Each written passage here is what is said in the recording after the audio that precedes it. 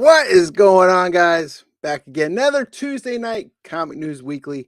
Have a great show lined up for you tonight. We got some great topics to discuss. We are going to discuss the topic that most people have been talking about already this week, 24 hours news cycle. We're going to let that subject go, but we do have some great topics to talk about instead, such as Simu Liu refusing to sign Shang-Chi comics. We have Sean Gordon Murphy continue that White Knight Elseworlds story with Batman Beyond. We have more James Gunn news, this coming with some Marvel. And we also have Flash on his way to jail, getting locked up. But before we get into those, let's bring the panelists in. We have a full panel tonight, starting with that amazing with Brian McClay YouTube channel, Mr. Brian McClay. What's up, brother? I want to show this off real quick. Shout out to 4Color Creation that hooked up this really nice one-of-one Chicago Sun from 1947, September 28, 1947, Spirit Weekly. The very first time UFOs were shown in a comic. Isn't that the one you were searching for a while? It is, and I still haven't found it. But big shout out to 4Color Creations. You guys go check them out. Beautiful work. I thought I had deja vu for a minute. I was like, I remember hearing this. Was it a dream? But yeah, man, I'm still looking for that comic. So if anybody knows, the weekly from September 28th, 1947, Spirit Weekly. Right. Also, he just put up a brand new video on his YouTube channel, The Dank Show. Big Disney fan. If you guys are a fan of Disney, make sure you check out his video about, Mary Poppins and how that movie was made. And a whole bunch of good information on there. But from that Dank Show, we have Mr. Dan Kim. What up, everybody? Good to be here. Good to see everyone. Yeah, I probably did a horrible job of explaining how great your video was, so I apologize for the lack of views that you will now get on that channel. Oh no, that's okay. I didn't know that was. I guess you never know if your shit is good a lot of times when you're making it. And that's sort of the difficulty of being an artist. You don't quite know. So when people pan it, it can be devastating. Unless you're Michael Bay. Right now, he just said the CGI in his new film sucks. Yeah, he's blaming. I don't know what. I mean, he's famously a hard ass on set, and he says it so that everyone can blame him when he's a bitch to everybody. That's like the idea behind why he's an asshole. He's like iconic for every one of his movies has that from down shot up and then like rotating around. They should have had that at the Oscars. But also, 2 weeks in a row, we have Mr. Fix-It himself, Mr. Tony Fix, also known as Blue Green Artifacts on Instagram and whatnot. What's going on, Tony? Ryan, what's going on, man? How are you? Good. I got a 2-week streak going on. We got a streak going. Yeah, no. Not streaking, but a streak. I'm happy to be here, and yeah, let's talk about everything but the slap. Yeah. Let's get through this longest introduction ever, right? So we got also from Rhinoverse, that Rhinoverse Facebook group, Mr. Ryan Hayslip. Thank you so much for letting me join again. I'm so privileged. I don't know what I've done to be with such a great group of guys as thus in front of ye. I wouldn't even say join again. At this point, if you're not a regular, you're in the bullpen. Yeah, I'm trying. You are. I'm a Giants fan, and one of the best closers from my memory right now is Mr. Brian Wilson himself. Got him. I wouldn't say one of the best closers. One of the most characteristic. Yeah, he's great. Yeah, I agree. And of course, to bring it up, we have Mr. Button Pusher, show producer, dad joke teller, El Beardo Jefe, Mr. Comic Man Andy from the Comic Man Andy YouTube channel. Did somebody say we're going streaking? Good evening, gents, gentlemen, and ladies of the interwebs. It's another fine Tuesday night here. We're here to push some buttons. It's time to get excited. But, everybody's talking about those Oscars. Brian, man, do you know why Will Smith used an open hand? Why? Because paper always beats rock, brother. Yeah. Oh, my gosh.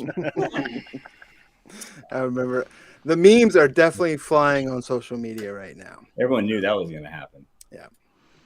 And we were all waiting for him. We could actually, we could make a whole show about just just that conversation, but we're going to move on from it. You guys having a good week? It's Tuesday, but this week seems like it's taking forever already. I agree. Yep.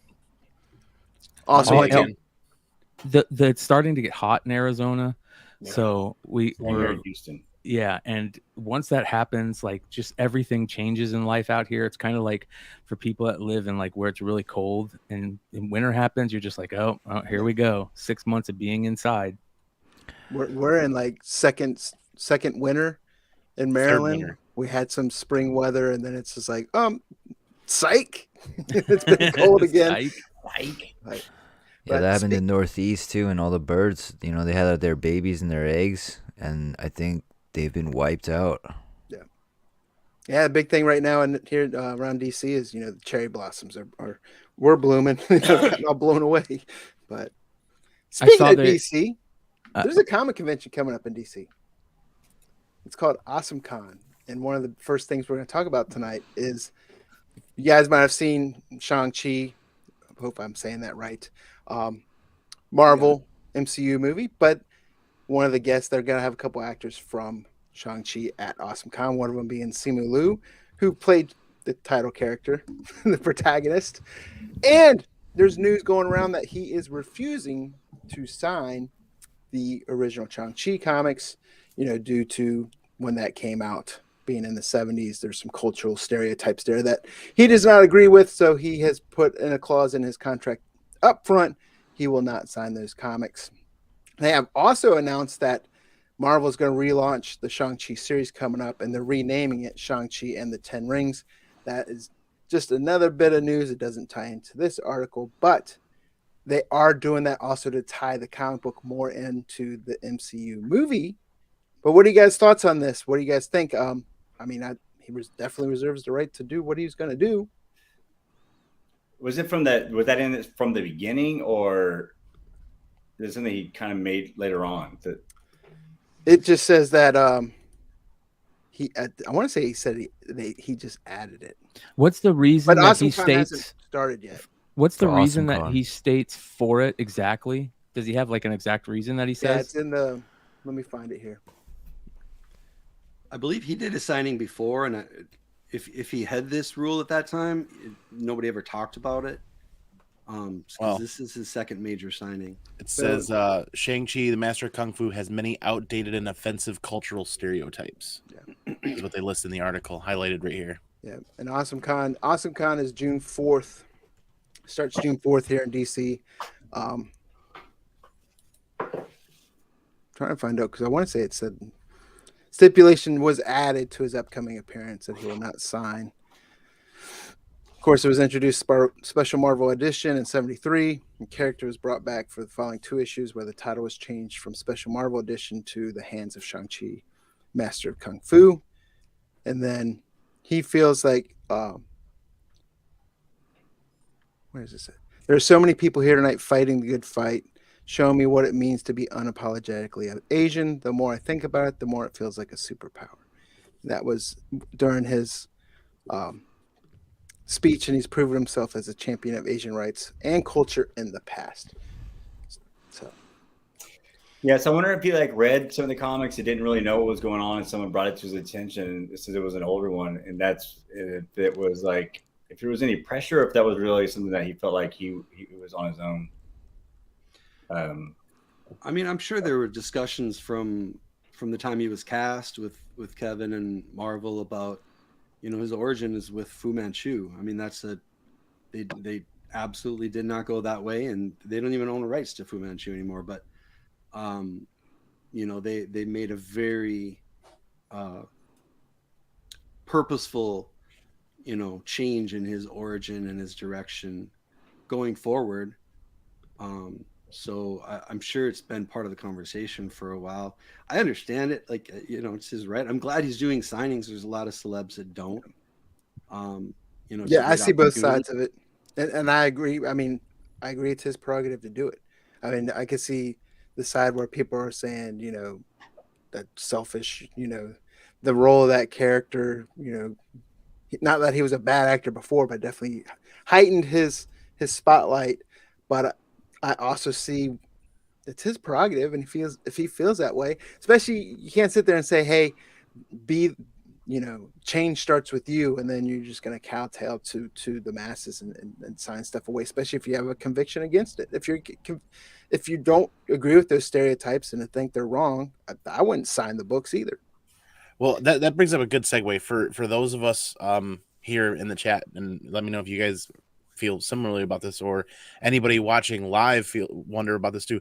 What exactly is the cultural stereotype? I feel kind of dumb asking that question, but also in the same fashion, I don't know. I've never read the book, so I don't know if it's something within the book or if it's something that it just is like assuming that all Asian people know kung fu or are good at, I don't know. So if somebody here can actually shed some light on what exactly the cultural stereotype that is there in that book. There's a New York Times article that came out right before the movie, I guess, and I'll share it in the private chat if you want to link it.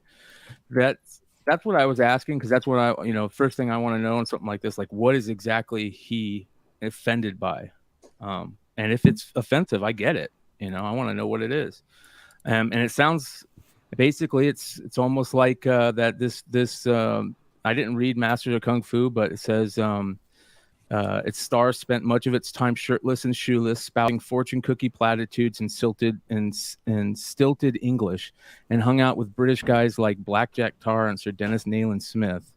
And then it just keeps going, like the type of stuff that it was about. It almost felt like it was like a the way that they talk about it, like it was almost like what was the blackface comedy back in the olden days? What do they call it? What do they used to call that? Minstrel, almost like minstrel type gags and stuff like that. So if that's the case, then yeah. But I've never read Master of Kung Fu, to be honest. Yeah. Well, I know that the movie had got. I know in the Asian markets that it was not taken very, very well. Like they didn't like the stereotyping, even with the movie itself, if I'm not mistaken. And like his acting role, I think he said that he just kept tweeting at Marvel or something like that they should he should be their next Asian superhero. And at some point, they actually got back with him, and that's how he kind of came around the role. If I'm not mistaken, I think it was him that actually said that. So he came from not a very spectacular background. I guess he was he made his way to this role. But I wonder if now that he does have the spotlight, he's like, okay, well now he does want to stand up or something. He does want to stand up for whatever, more, and he's probably more in the know now because he's probably got a lot of conversation around it. Yeah. And I say kudos also because the con hasn't started yet. So it's better to know going up front than to get there and just all of a sudden he changes his mind. I'm not signing this. I'm not signing this shit. Point. I mean, He's done everything. He's put it out there. He's like, and I respect it. I'm a little confused because I mean it's fine. You can do whatever you want, but isn't the character still a stereotype? I mean, I don't understand. I mean, I'm not even like offended by it. I'm just like, what's the line of when it's not a stereotype? Like it's still like his sister's like Flying Dagger. Like they're all silly names. It's still a product of its time. But even still, even now, it's still nonsense. I mean, because like if Amadeus Cho comes out, there's nothing stereotypical about that character. Or if like there's all these other Asian characters that are supposed to come out from Marvel, and they don't have these issues at all. So like this character's always been problematic.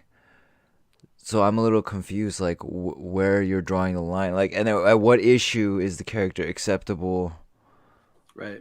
I don't know. It's a little weird. I think if you look back at any of those characters that came out in the 70s and probably even the early 80s, there just were a lot more stereotypical storylines and stereotypical looks. And origins and who's the villain, Black Panther is another example. I mean, you can find. I think you could take any title from back then, and you could find some pretty offensive issues right now. Well, you could take wouldn't any comedy or any sitcom from back in those days. Like Yeah, it was like it wouldn't be hard. Like we could. But I think what Brian said earlier, McClay said, I don't think it's an equal, but the comparison or in that ballpark of this to blackface, this Fu Manchu, this yellow peril that was in Hollywood and novels and comics for decades, that was always played, you know, it was played by a white guy, and he always had the same look, and it was always the bad guy, and it became, you know. Well, that's where I'm a little confused, and I'm siding with Dank here a little bit about where that line is, so to speak, because somebody mentioned shirtless and barefoot running around. Well, I mean, and then Tony, you said product of the time. Well, if I'm looking back and thinking back about all the rewinds I watched with my dad at Chuck Norris movies where he was constantly shirtless and barefoot, kung fu and that look was kind of like of that time in the 70s and 80s, rampant for many other actors in movies and other things too. Yeah. So I don't know if I'm peeling off a layer that really doesn't kind of apply to here, but I don't know. I just kind of remember being the early 80s being just kind of like that Chuck Norris kind of kung fu kind of that late 70s. It went from spaghetti westerns kind of into that phase, you know, and maybe I'm just generalizing too much. I agree with Dank that, you know, that whole trope is problematic in a way, but that's not what Simu is really talking about here. I don't think we want to go into it for an hour or anything, but, you know, do a little reading about Fu Manchu. I do think it's specifically that character and that origin story that is the big problem. It was Fu Manchu specifically why this was not well received in China, even though he wasn't in the movie, that he was such an integral part of Shang-Chi's origin. That's why it got huge backlash, yes, at least among the netizens in China before it released. My whole thing is like, I'm not going to get too cerebral with it. It's coming up. It hasn't started yet. He said he's not going to sign the books. I respect it. It could be for whatever reason. It could be because it has a Cracker Jack ad on the back and he hates Cracker Jacks because one got caught in his throat when he was a kid. You know, he said he's not going to sign it. I respect it. Roger that. I know ahead of time. Don't bring those books if I don't want. Well, you know, the only thing I know about Fu Manchu was the band.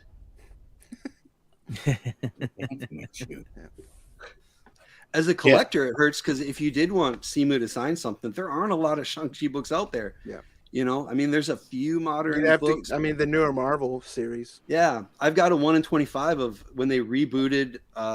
Did they do a movie variant? Number 126. I don't think he had a movie variant, no, but they had a Mike Mayhew 1 in 25 of number 126, which just came out like 3 years ago. If I sent anything in, it would be that, but it's the title he's not going to sign. So. What year was that book again? 73. Interesting. Okay. I mean, my ignorance is going to just be forefront in here because I'm just kind of very extremely young child at that age trying to understand things back then, you know. You weren't even born in 73, were you? Or are you talking about No, but I mean, I'm talking growing up in, you know, the 80s as a kid. Yeah. You know, trying to piece all that stuff together. So I think Tony might be the only one that was born in. I'm not far behind. I was 77. I'm 77 as well. Anyways, well, now you know. If you're going to AwesomeCon in DC and you want to get something signed by Simu Liu, don't take those books. But what do you got for us, Brian?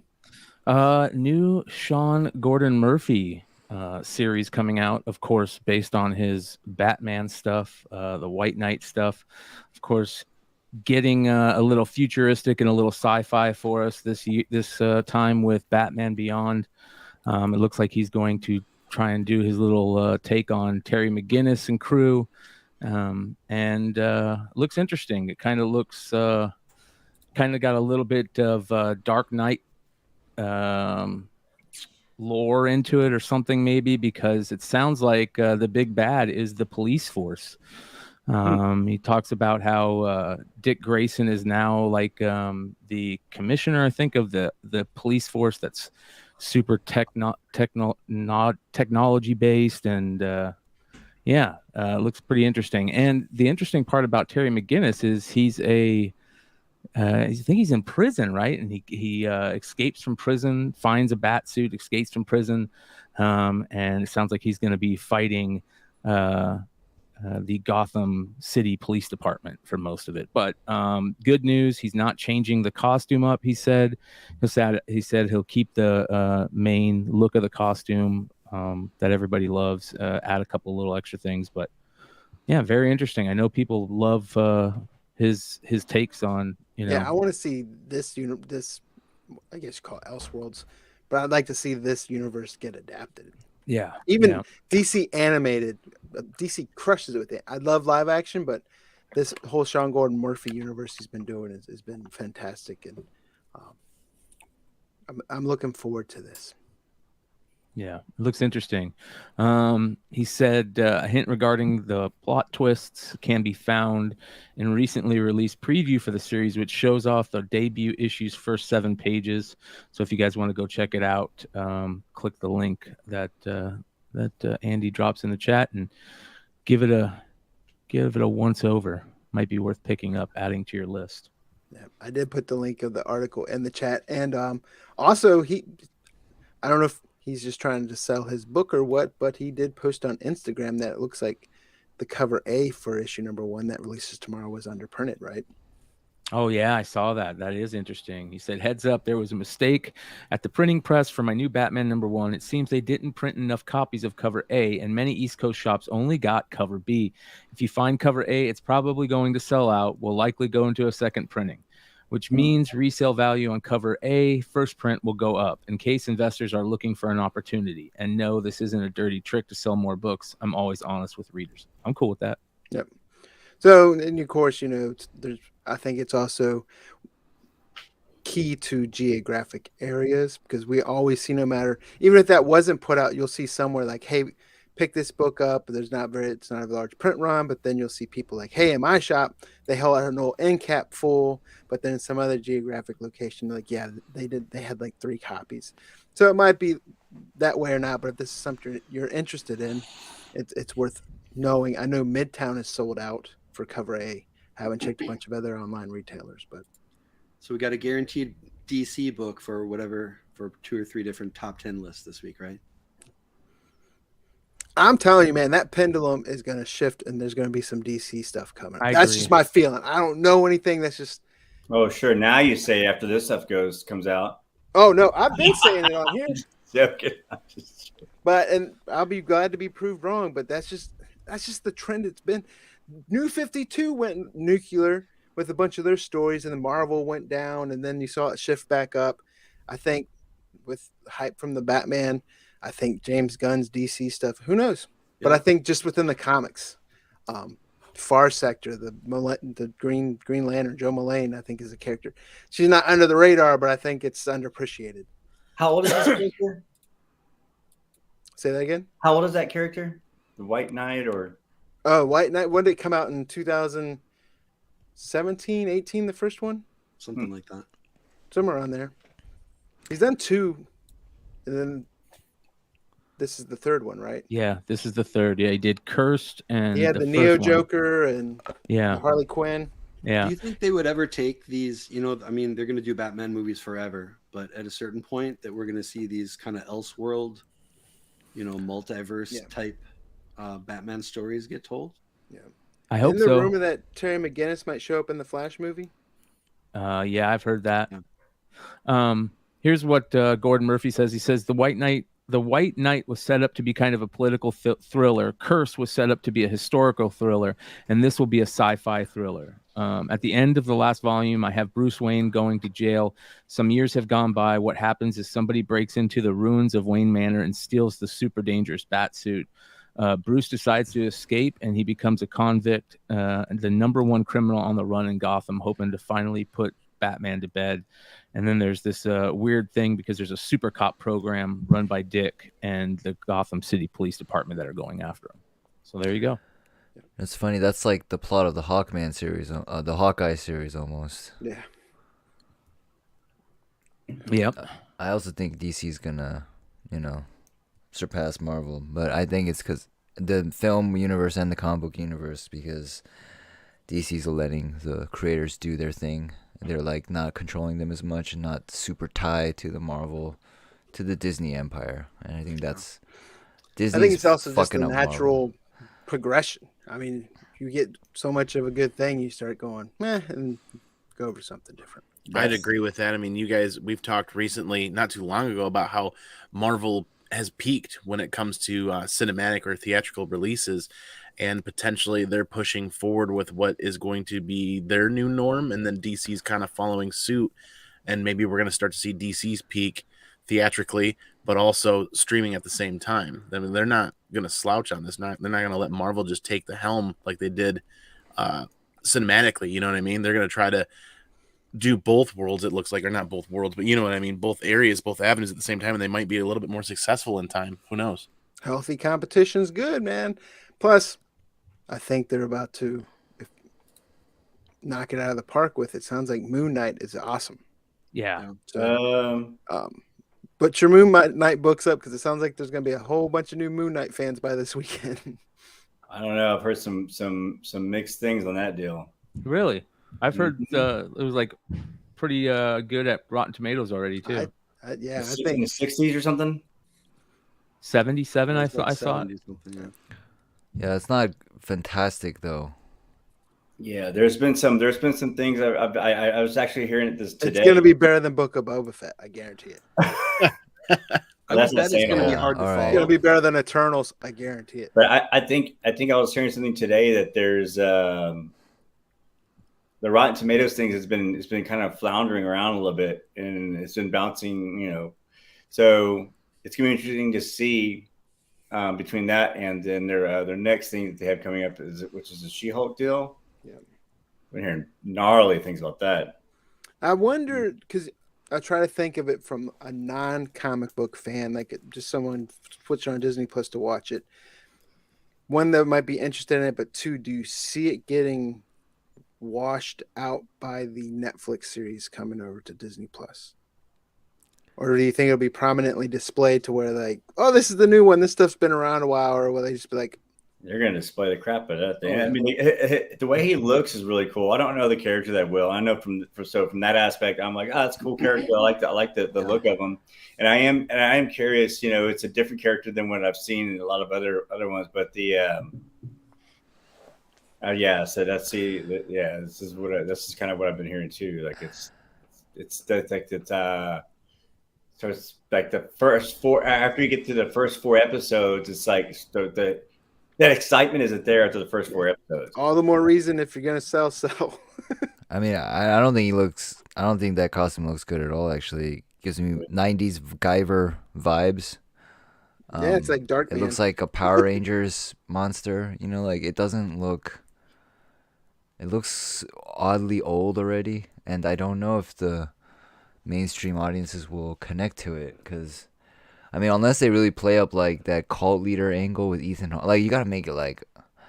Yeah, and that's why I don't know the character, so I don't know what the different versions of his Right. costume were or anything like that. But it just was a different looking costume than what I've seen thus far through the MCU, and that's kind of what made it intriguing. I don't think that there's another character like I think that kind of has. I mean, the closest thing would be like Doctor Strange, I guess, with like a cloak and whatnot, or like a kind of a real long thing. But I feel like it's a lot of CGI in the trailers did not look good at all, and if that's the trail, like I don't know, that CGI didn't look good to me. You think I'm Ethan excited Hawke will for be it. the breakout? I'm excited for it for character? sure. I hope so. I think he's a great breakout. Like, I when don't know he if breaks it's really out, plans, but I mean, I'm excited. I'm going to definitely be checking it out. I just now on my instead of being like really excited about it, I'm like, oh, okay, maybe I need to chill out on what my expectations are, because I didn't want to then even be poo-pooed even more. Sounds be like it's willing to going to bet be it's- better than Morbius. Man, It's probably going to be harder to man, that to thing soak sounds- in for like general audiences, grandmas and grandpas, or they could have got into like Hawkeye or Falcon and the Winter Soldier. But if we're talking multiple personalities and disjointed storyline, if they get into that, you know, if it's anything like Memento, which a lot of people would love, it's going to turn off a lot of people at the same time. It might be hard to follow, but I just like that it's completely different than anything that they've done. Yeah, that's in my mind. That's what I like about the MCU. They do have somewhat of a quality control. I mean, there've been stuff that you don't like, but not like a true bomb. Where DC's had some freaking nasty Wonder Woman 84. But you know, we're getting into the horror realm. Even if it's just a vehicle to introduce some new characters that they can develop in later shows or later movies. He said getting into a horror run again. You forgot to add New Mutants.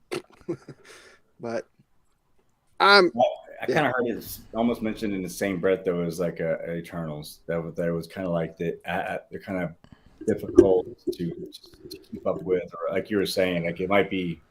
I don't know. We'll see what it's like when it comes out to this.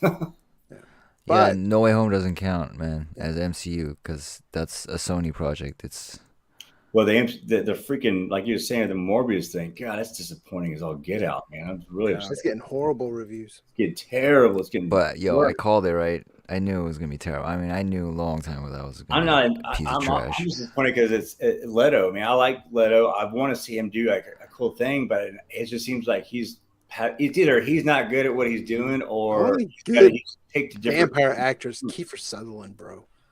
Did you guys hear about that series Leto did where he plays? It's with Anne Hathaway. Dank, have you seen this? A series? So it's called. It's a new series. It's out right now, and it's got Anne Hathaway in it, where he plays this. Yeah. We Crashed. Yep. Is that on Apple or something? Yeah, it's on Apple Plus. It's called We Crashed, and dude, the people are acting like, just the reviews I've seen so far act like it is one of the craziest acting jobs ever. So he acts like it's so crazy to have this happen where Morbius is so bad, but he does this TV show on this weird dude and just does this crazy acting job that is so, monumental.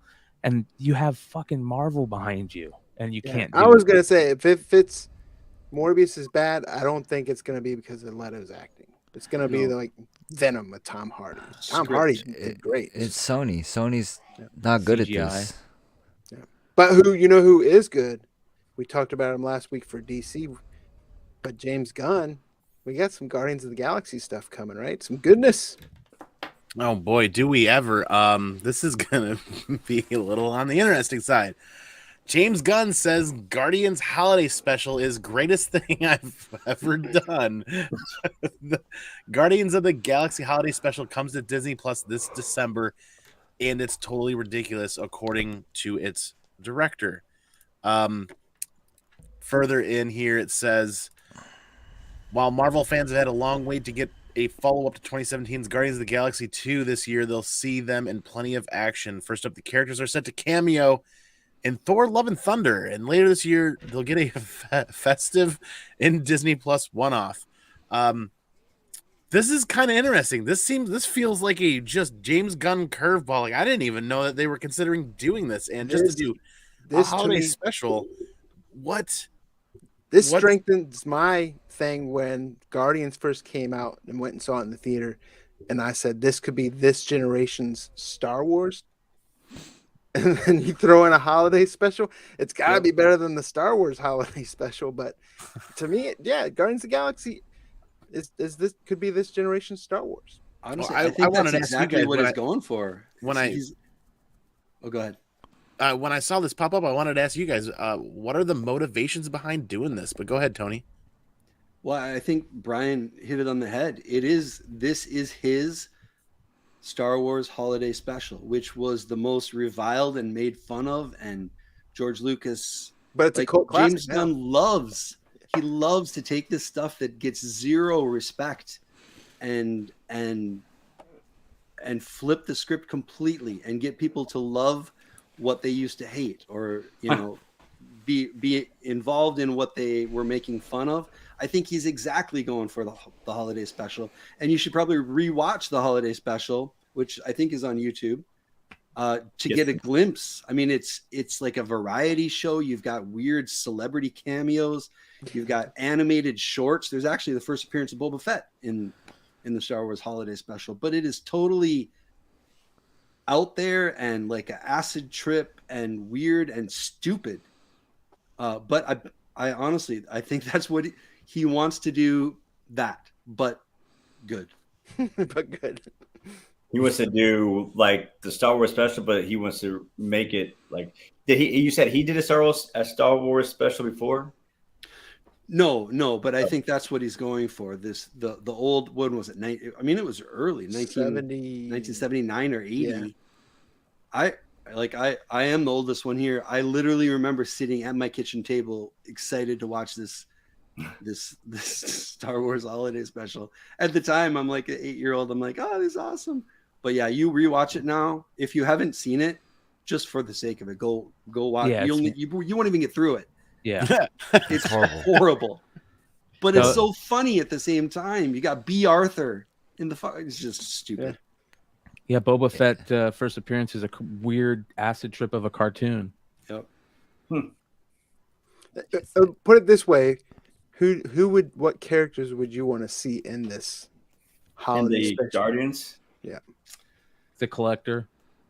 Yes. Gladiator. Magnificent. Yeah, Yep. agreed. I think we get Cosmo the dog. Ooh, Howard the Duck. Howard Yep. the Duck. Howard the Duck. I think we're gonna get a Santa. Some sort of Santa person. Groot. how awesome would it be to How awesome would it be to see Elf with a seal? Yeah. You know, James Gunn, he always says like, "This is my best thing." Yeah, but it's true. He is evolving and getting better and better at this as he's like getting into his flow, his groove. So I believe it, and I'm excited. Man, I'm surprised they're sharing him too. You know, DC and Marvel. Peter Porker, yeah. Yeah, it's possible. Well, if you haven't played this game yet, the game is awesome. The Guardians game. Yeah. Video game. It's funny because I played that and I played it through and then I jumped to Star Wars and started playing Star Wars again because it wasn't that same kind of vein feeling, and so it'd be interesting. Like you said, like it might be. I could see that for sure being like this version of this current version of Star Wars. My youngest listens to was it the Star-Lord band that does a lot of songs in the. Yeah, it's cool. Yeah. I bet we get some sort of story with the original Guardians. We get to see Stallone and company. Yes. Yep. That's perfect. Yeah, I'd like to see, like you say, characters from the comics that you don't see in the movies yet. Maybe you get the first appearance of Nova in the MCU. Get Pip Patrol. Hey, wow. Yeah, Pip Patrol. I'm excited, and it's coming this Christmas. So, Yep. And Giddy up. Giddy. Giggity. I'm gonna go let my dog out. Be right back. Dank. Yeah. Speaking of smoke break, Dank. Yeah. So speaking of, I don't know, I can't do the segue. Can't but- segue like that. No, this is a hard So he doesn't segue. get thrown in jail letting his dog out. There you go. Yeah, don't get thrown in jail like Ezra Miller did from The Flash, from the upcoming Flash film. Ezra Miller was in Hawaii on I think the Big Island, he was in Hilo, Hawaii, and he got charged with disorderly conduct and harassment where, according to police report and according to CBR.com, the Hawaii Police Department, Miller was at a bar yelling obscenities at visitors singing karaoke. Then they grabbed the microphone from the 23-year-old woman singing karaoke and later lunged at a 32-year-old man playing darts. And then the owner tried to calm him down several times. It didn't work, and they called the cops on him, and he got arrested.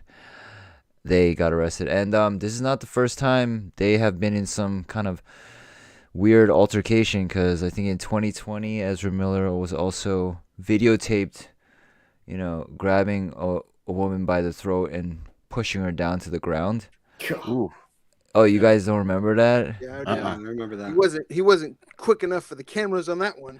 Yeah, I mean, it wasn't like a Elevator? hardcore, but he looked like he was drunk, and she was sort of mocking him, and he's like, "Oh, you want to fight? You want to fight?" And then he just actually then they grabbed her throat and actually shoved her to the ground, and everyone's like, "Whoa, whoa, whoa!" And then a video cuts out or whatever, and people were worried about that video kind of messing up his career. But now we're having this other incident where I guess he gets drunk and he gets into trouble.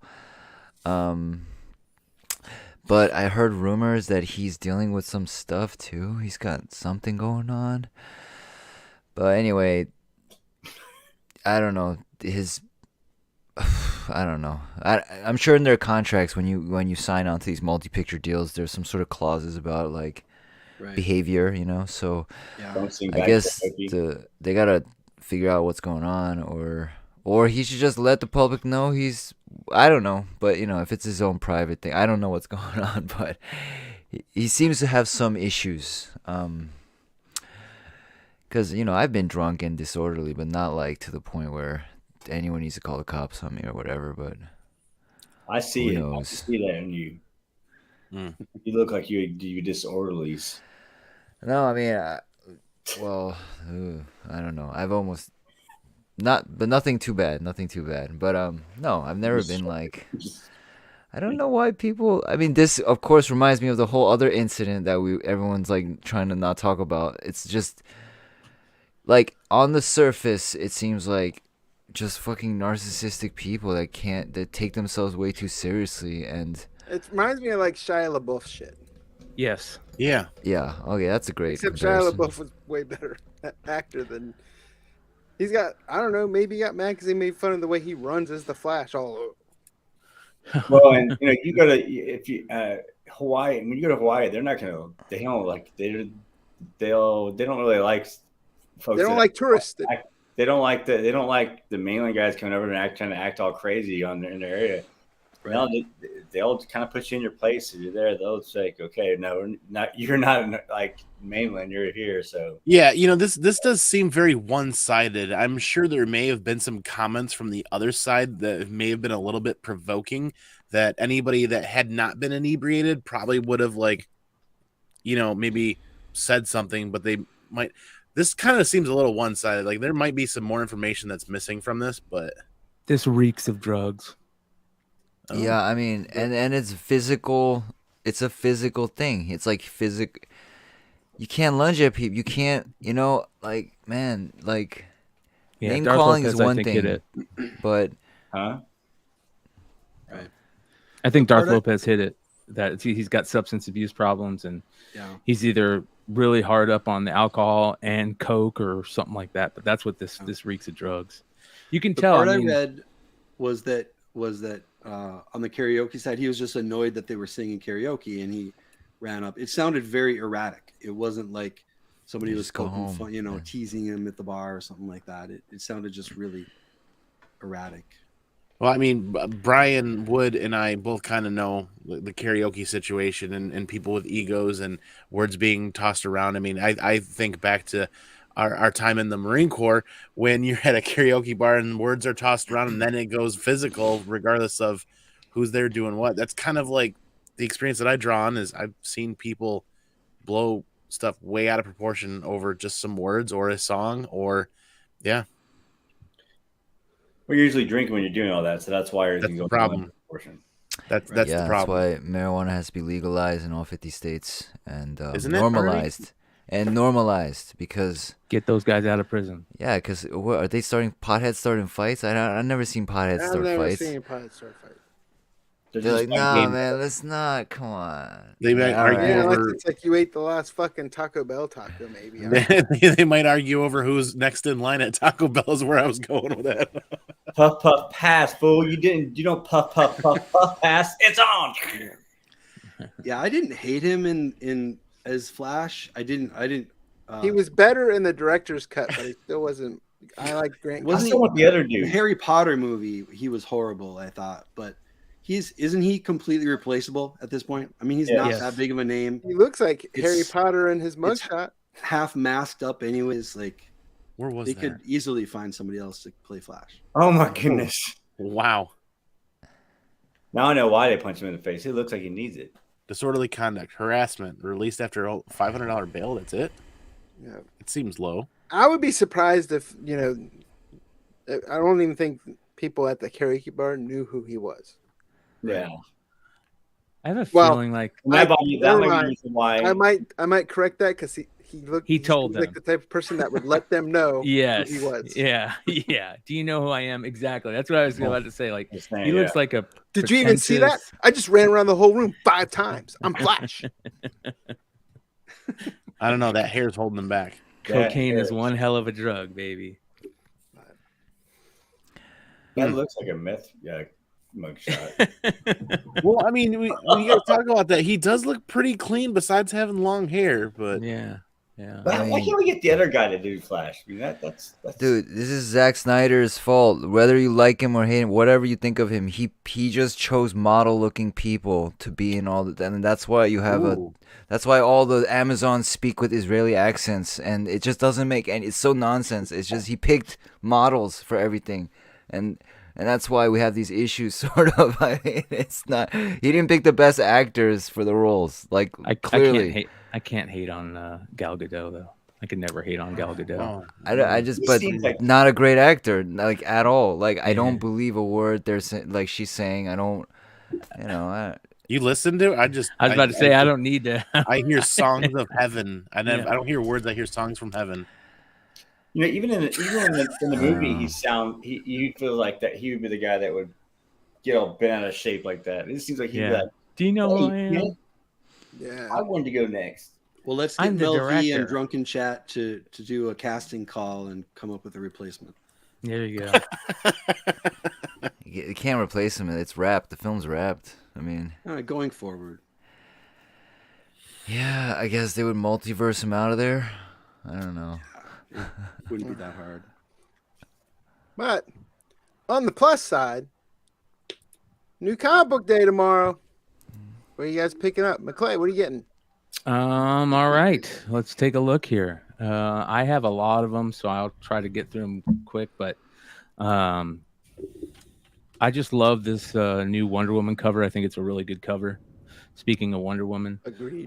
Love that cover. Love this cover. This Edgar Allan Poe Ooh, cover. Snifter covers are always great. Yeah. Love this Silk book. All 3 covers on it are pretty good. This new witch character looks interesting. I still think Silk is like so underappreciated. Yeah. And I don't know if you guys were big Astro City fans, but Alex Ross. Yeah, there's a new Astro City, Kurt Busiek, Astro City stuff. So I'll check that out.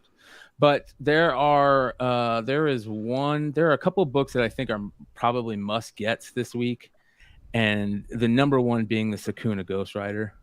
I think it's probably one of the best covers I've seen all year. It's probably going to end up going in the cover of the year category for me. And it's a 1 in 25, so pick them up now. But there's a lot of good covers with this. But this is the one to get. And then it might be a good thing to pick up the Amazing Spider-Man just for that Chasm cover. Gleason cover. Is it Gleason, right? Yeah, this is Gleason. And then to end it, after I've stolen everybody's picks, You gotta go last. I love Spider Hulk, and I'll take this all day just for the cover, the cover. So that Nakayama Ghost Rider isn't terrible either. Yeah, there's a lot of good Ghost Riders in here. There was good ones last week. The Peach isn't bad either. It reminds me of her Power Ranger stuff. Peach has a decent cover for a book that I'm sure Dan will probably mention. If he doesn't, I will. But let me get this Peach cover. Come on, let's go. Yeah, it's locked up on me too. I'm kind of done with Peach. I don't know why. So am I. Yeah, I moved on to Orange. I think a lot of people are, but that one's actually one of her better ones, I think, for Marvel. The skull's not too bad, but it should have just been the skull. It shouldn't have been this part. Yeah, actually, that's a good point. So coloration is just, I'm over the way she does the colors. Yeah, I'm with you. Well, she's a watercolor artist, isn't she? Yeah. I think that this cover is so amazing, man. I think this is one of the best covers I've seen. Like I said, it's absolutely unreal. Really, really good. The way the trade is in it, it looks good. I just wish this wasn't here, but it is what it is. So I'm sure they don't make a version. I don't know. They didn't say they had one for that one. So Which those are is my good picks. because normally they do. It's like almost as bad as Dynamite. Yeah. I'm telling you, I think that book is gonna. I don't know. It's number 2, so I don't know if there were many exclusives for number 2 for Ghost Rider 2. Hopefully there wasn't, and then that has a little bit of weight behind it, you know. But I think you can still get them right now for about ratio. Yeah. So I would suggest picking them up if you And can. you bring up a good point. If there's viewers out there that might not be aware of the exclusives, when retailers order exclusive variants, they get incentive ratios for their exclusives. So if they order 3,000 of their exclusives, that's however many ratio variants they get of that book. Yep. So, amen. So El Beardo. Oh, I man. think I know one book. Oh, You're yeah. getting all what is covers. There's like three Frozen covers, aren't there? Oh, there's more than that, and I'll swap over to actually McClay's getting there quick enough. yeah, you want something that's killing the children? Yeah, let's pull up some of these killing the children. I'll just stick with this one.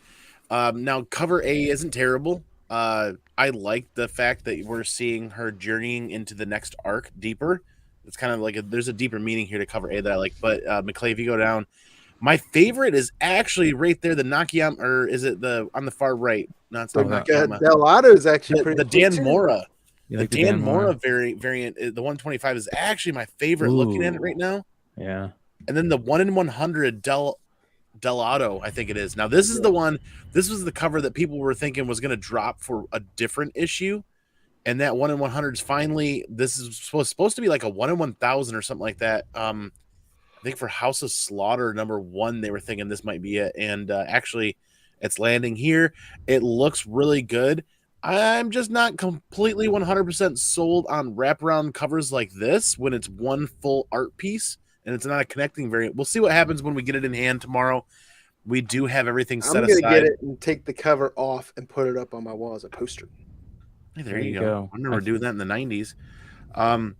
Yeah, it was. I'm just looking forward to getting deeper into this next story arc with something is killing the children. See where this goes. This is kind of no joke. This is a variant burnout season. Is that the Frankie's Hughes?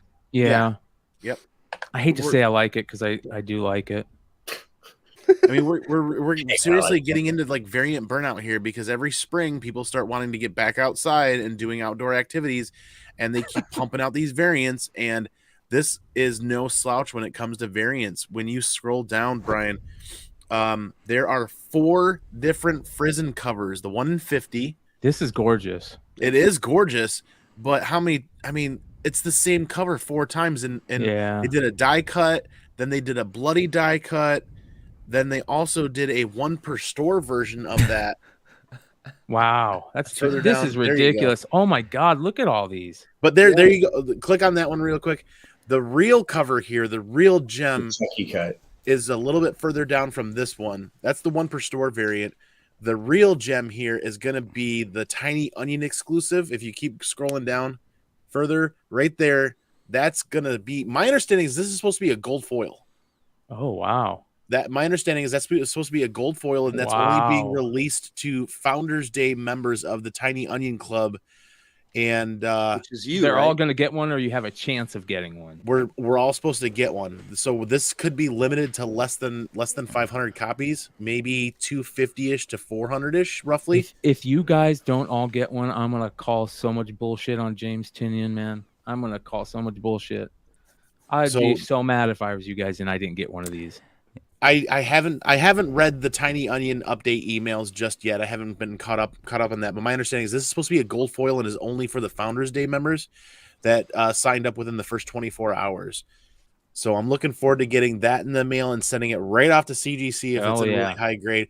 The ash can gold foil. Exactly, that's where I'm at. And the ash can for this that also released 2 or 3 weeks early, right back up there, all black. Scrolled up 2 more rows. Hold on, let's see this Ji-Hung Lee one. Ooh. Oh, that's bad. I actually like that one a lot. There's the ash can, the promo that released like 2 or 3 weeks ago. Yeah. That looks like a cover of like with a max cover like it's a Metallica blackout. or something Yeah, like that. it kind of reminds me of the Metallica of the '90s, but that's my one pick of the week. Is I'm not gonna lie, guys, I was getting a really good hold on my new comic book day expenditures, and now all of a sudden I've got that list, and everything for Somebody's Killing the Children is on there, all in one shot. It's the only book that I didn't drop all of the variants to. I still ordered all the variants to this. I'm still kind of sticking it out on this because I feel like that we're still going to see some covers that'll have a little bit more exclusivity, if you will, without being store exclusives. Well, they also can't do a store exclusive for every issue now. It's only like the start of arcs. Yeah. So. Or number ones for Boom. We'll see what happens, and we'll see if this plunge into the next arc retains value. We'll see what the meat and the potatoes really is inside of those covers tomorrow when we get to read it. It's a spec though, right? I mean, it's a first appearance of somebody. Yeah, I don't know. I haven't gotten that deep into it. Yes. I mean, according to Key Collector, something going on with that thing. Oh, I should probably go look at that. A new character, which makes it like, because there are so many variants coming out now, it's like turning into noise. It's like dog days. And without a spec or without some content that's specky, no, right? It's gonna be weird. We're gonna see a lot I'm of dollar just excited bin to see where she's going next. stuff. Dan, what are you getting? I am. Well, did you guys mention Hulk Grand Design? No, they have not. Hulk Grand Design, issue 1 by Jim Rugg, and there's cool covers on that thing. Because he's awesome. These guys are awesome. I mean, he does cartoonist K-Fab with Ed Piskor, and I just love that alternative indie, true indie stuff. It looks cool. Some of these things look cool. And when then Marvel lets these indie people come alternative, I'm calling them alternative actually. When they let alternative people come in and do their stuff, I think it's glorious. And yeah, I can't wait to read this. This is fun for me. I love alternative comics. I think that's where sort of the art of comics is. Yeah, there's a couple of variants too. This is the Piskor variant. Variant's cool. Yeah, the Piskor. Yeah, that's the one to get. I mean, Piskor's gonna be at Baltimore this year. Oh, really? Yep. When is Baltimore? When's Baltimore this year? October. Perfect. Yeah, that's not bad. And the other comic is Cities of Magic from Scout. Cantankerous put that in the chat too. Yeah, I just love a premise like this. It's like gangsters, gang war with like fantasy elements in New York City, like New York witches and swordcraft, but really a gangster drama. Oh, that looks cool. I'm all for it. I mean, this is exactly the shit I love to read, to be honest. And it's that perfect combination, because sometimes they're not. Sometimes when they do like this and this, like fantasy and this, they merge two things. It doesn't always work, but I think the New York too, with the gangster and the fantasy, it's the perfect blend to make something. Kind of reminds me, has a Ready Player One look to it. Yeah, I mean, it looks a lot like Jeff Darrow too. Yeah, it does. Yeah. Does the font on the cover look a little Irish, or yeah? Am I thinking too deep into that? What's that? The font on the cover, does that look a little like Gaelic, like Irish? Yeah, old. Yeah, like old lettering. Yeah, a little bit. Scout is doing some pretty interesting stuff that no one seems to care about. Their Black Caravan imprint's been great. I'm definitely going to be looking for that tomorrow on Dank's recommendation. I mean, I think when Scout's film properties start coming out, because they signed a bunch of stuff, people will regret not paying attention to Scout. Not Gut Ghost though. You can have it. And I like their Scoot imprint and how they publish issue 1 and then a trade. Issue 1 and a trade. Yeah. Because issues 2s don't sell. And honestly, I think that makes a lot of sense. Huh. So I don't know. I like that strategy. I would execute it if I had enough money. But I think it makes sense for retailers as well, because they're also sick of holding all these like number 2s and no one buys, number 3s and no one buys, unless they add all kinds of fake specky shit into it, you know. Yep. My daughter and I have been chasing all the variants for Unicorn. Oh. A number 1. which according to Scout is supposed to start filming any day now. Yeah. So if you're out there and you have one of the Kickstarter variant covers, contact me on Instagram. Let me know. I'll make it worth your while. What are you getting tomorrow, Tony? I'm sorry, Dan. Were you done? Yeah, no, yeah. You know what's caught my eye? I don't know. Not a lot this week. There is a title though. Sometimes I don't usually commit to a title until I don't know, sometime between issue 1 and 10, where it's piqued my interest. A lot of them pique my interest with number 1, but that's what they're supposed to do, right? The marketing, the cool art for the first cover, the great concept. But Righteous Thirst for Vengeance number 6, I think, comes out tomorrow. Yep. I think they're getting into their second little arc.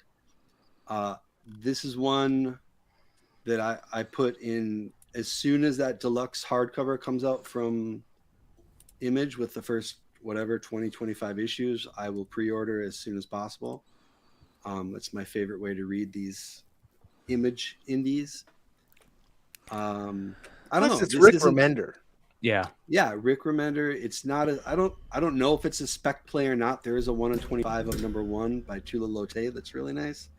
But I mean, this is the kind of thing that could very easily be optioned. I mean, the character is made to look like Benedict Wong, so Yeah. it would be a no-brainer to have it made. And Benedict has worked with Rick Remender before.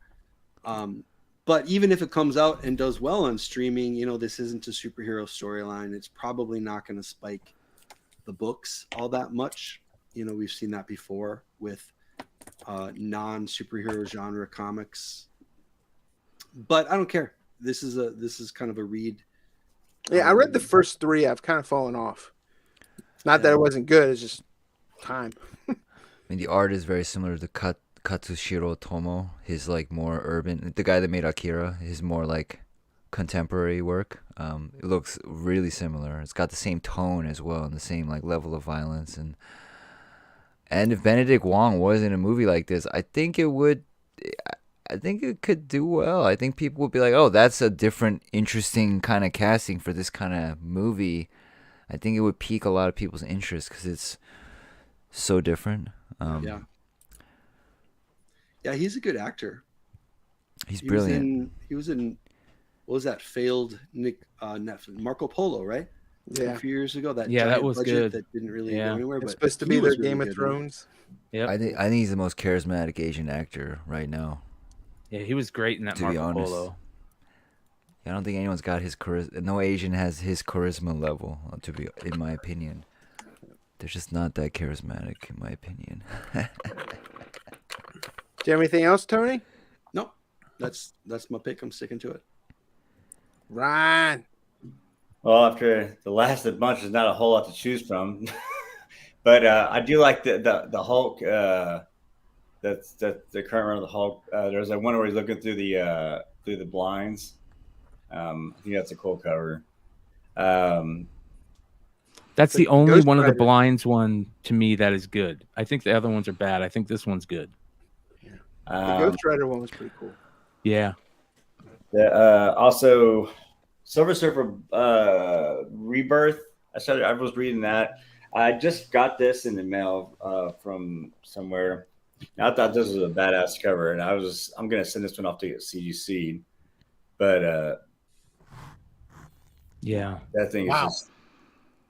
It's like in person, and it looks real good in person with all the. I like the Ron Lim art on Silver Surfer too. It's kind of cool to see. It's throwback. Yeah, I like Galactus too. So yeah, like that. There's that cover, and then there's the. I'm not gonna do I like the third one. I guess that one.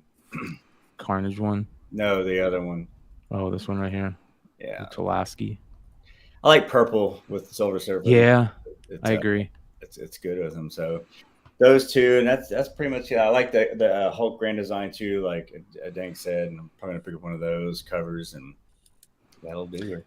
Did you guys see the Art Adams version of this cover? But it's the black and white. Mm-mm. It is amazing. It's so good. I was hoping to show you guys, but they don't have it. It's really good. That kind of explains why Web of Spider-Man, what is it, 118? Seems to be bumping up in price. The first Ben Reilly or the first... Yep. I can't remember if it was 118. 130. Yeah, 118 is going. Yeah. Web of. Yeah. Web of Spider-Man. I can't remember if it was 118 or 136 or something like that. But essentially, the Speaking- first Ben Reilly is... Speaking of Spider-Man, I got the Miles Morales 36 tomorrow, that Tyler Kirkham variant. Mm-hmm. Let me find that.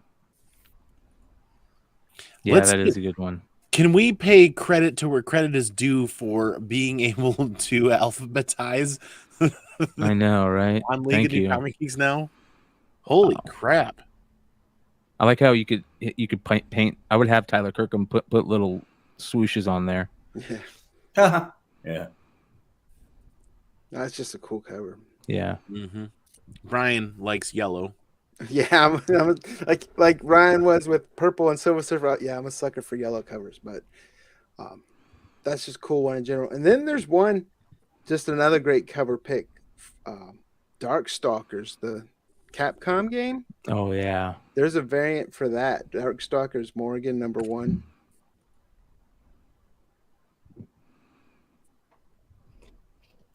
Wow. Oh, I forgot about this. If you go down to Oh, that's cool. It's like what? that one right there. This one, yeah. There's also one of her. That's creepy. There's also one of her coming through the video game. Look at this one. Yeah. This one's really good. And it's Udon, right? Udon does all the Street Fighter comics, also Capcom, but so it's a one shot for her. But that's really cool. That other one, I mean, it's a $10 comic. I think it's what, a 1 in 10. But yeah, this is the Limb variant, and then this one is the 1 in 5. Is that a homage to a movie called like Nurse or something? I don't know, but it's crazy.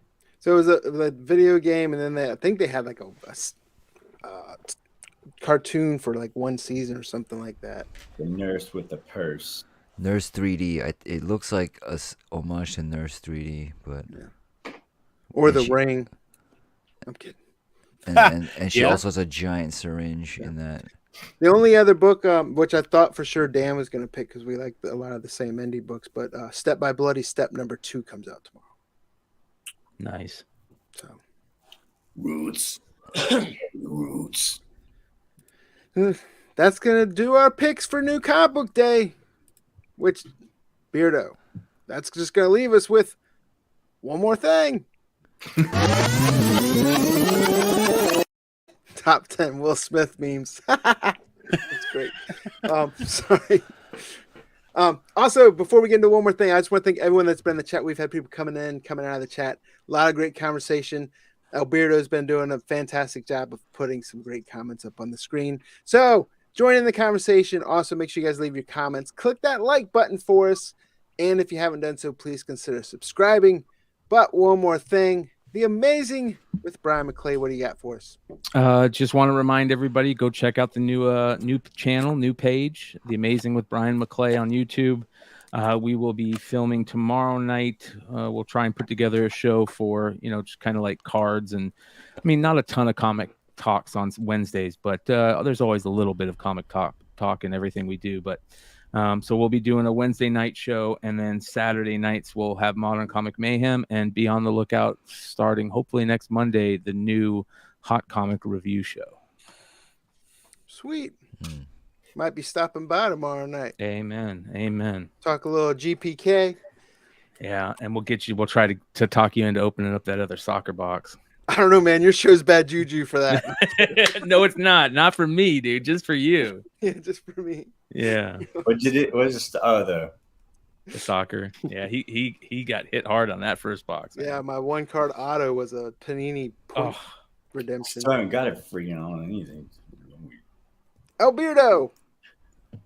Hey, all right. My one more thing this week is I dropped the link in the chat is just last night we did a live unboxing of some epic Miles Morales goodness from Ultimate Fallout 4. We unboxed 10 books and had a ton of Ultimate Fallout goodness going on. Checked out the replay on there. That was a ton of fun. That link is right down there in the chat, the live chat. And holy moly, I can't wait to do it again because we're going to look for more affordable copies and we're going to try to do that again. Dang. Well, I saw that comment about hair loss or whatever, and I actually was thinking of writing a spec script for Curb Your Enthusiasm where Larry David tries to start like a bald appreciation, like a bald pride club with Jason Statham and Vin Diesel, but then like they hate each other, and then the twist ending is Vin Diesel's not really bald. But anyway, I'm gonna do a broke ass book club soon. And the first series is going to be Paper Girls, the deluxe edition, to get on Hoopla. I mentioned it before, it's just I wanted to wait for the month to reset because Hoopla, there's like a limited number of rentals you can do. And then I'm going to set a date probably in the middle of the month where gather, do a panel or something and just talk about that book. So you can share a moment, like, because you know how like New Comic Book Day, you can always share like that moment of buying the comic together at once. Whereas if you can't buy comics all the time, you can't share in that moment. So, you know, using Hoopla, we're creating the broke ass book club so we can share in a shared moment and blah blah blah for free. I love Hoopla. Yeah. I'm gonna solicit on the back of that, but if you're curious what Hoopla is, I have a video on my channel that talks about Hoopla. Continue. Oh, that's how I learned about it. Through your video, Tony. actually, yeah. What do you got coming up, Tony? Or anything? What's your one more thing? You had Brussels. Yeah, I don't know. I don't really have anything special going on. I guess for one more thing, I might throw out. So my kids are 7 and 10 right now. We're trying to get them into being readers, you know, be it comics or books or whatever. And there is actually a pretty cool, it's not a comic thing, it's a book thing, but there is a mystery box called Fairy Loot. Fairy Loot. It's out of the UK. Every month they feature a different fantasy YA type book. They do a special limited edition, and some of them are very valuable. So even if you're a flipper, you might want to get into it. A limited edition signed version of the book. And then along with the book comes like 4 or 5 different little themed items, you know, like a tarot card from one of the characters, or like they got bookends, or I don't know, just little rinky-dink stuff, but it's all themed in with the book itself. My kids have had it for a couple months now, and they freaking love it. They love it. So if you have a reader at home, and as a flipper, I'm like, yeah, I'm going to get you guys this. And then when you're not interested in the book in a year and a half, I'm probably going to sell the books. But no, it's kind of a cool thing. Yelling at him, don't bend the pages. What's the name again? Take that dust jacket off. Fairy Loot. Fairy Loot. Fairy Loot. Yeah. It's not really skewed girl or boy, but it is. I mean, it's a fantasy. With the Google search for it. Yeah. So that's my one more thing. Check it out. What you got, Ryan? Well, so I've been here organizing cars. And Clay has got me freaking. I've get this new addiction. I have opened probably 100 packs of cards, football cards, in like 2 weeks. Oh my gosh, dude! I have cards. I have 2 sets of. I have almost made 2 complete sets of cards, football cards, because I've just gotten into this thing full on. I'm really enjoying it. He said, I think it was him or someone said it's kind of like gambling for adults. Gambling, yeah, it's like gambling. It's like, oh, and I want to see did I get a special card in there? Oh, I want to check this thing out. Oh, is there any good colors on it? So it's been pretty fun. I'm looking forward to getting a little more, learning a little bit more about what's going on, because I feel like I'm just spending money like crazy, and I don't even know what I'm doing really. I'm kind of doing that, so that's why I keep tapping McClay on the shoulders, and I'll be in the shows watching too, because it is fun, and I'm kind of getting ramped up for like when football season gets here. I want to know what's, because I do fantasy football and I do all kinds of other stuff, and football is probably one of my biggest things for my whole family, and so it just ties it all together. So I've been having a good time with it.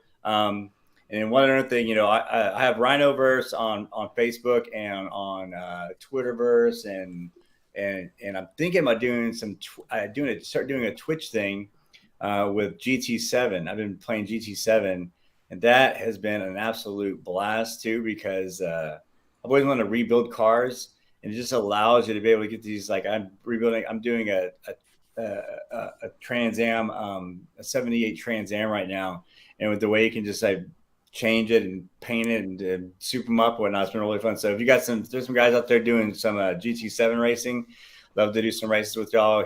Pick your brain on how you're changing up your cars and whatnot. And yeah. Do you have like just the controller, or you have like the whole like racing wheel and shit? So I was like, man, who plays with the wheel and pedals and stuff like that? And it's now meeting my works, and now I'm looking at that like, oh, that'd be badass if I could do that. That'd be cool. Yeah. My wife is like, oh my God, she's just like, what are you doing? Why are you trying to find a place to put a wheel and pedals for? And I was like, I don't know. It's just a lot of fun. It's just, when you have kids, you really can't venture from the house too far, and it just allows you to be able to have something to get away with at night. So I've been enjoying it.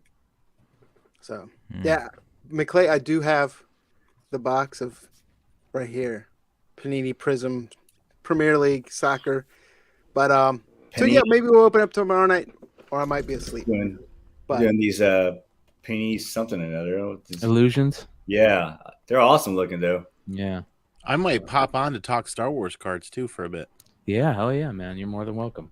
So my one more thing. First of all, I want to say thanks to Cantankerous and Darth Lopez for the super chats. Really appreciate that. All that goes right back into the channel. So like the bumpers and the graphics and everything like that. That's what the monetization and money goes towards. So thank you for that. Also, I want to give a shout out. I know Brian McClay gave them a shout out a couple weeks ago, but I had the opportunity and the privilege to be on Nearing Nerdvana's YouTube channel Friday night. It was an exhausting day, but the show was a lot of fun, and we did some trivia, and I just sucked horribly at it. When you have those brain farts, you can't think of names or anything, and it just nothing. Like I couldn't even think of. We were trying to talk about something that's killing the children, and I couldn't even come up with the title name. That was your wheelhouse right there. Yeah, but yeah. If you guys get a chance, make sure you check out Nearing Nerdvana. 3 great women within the comic community. Definitely check out their channel, and that I had fun, and I hope that they invite me back. But other than that, I just want to say heart goes out to those over in the Ukraine, and appreciate everyone watching the show week in, week out, commenting or listening to the audio version on the podcast. But with that being said, guys, we will see you next week.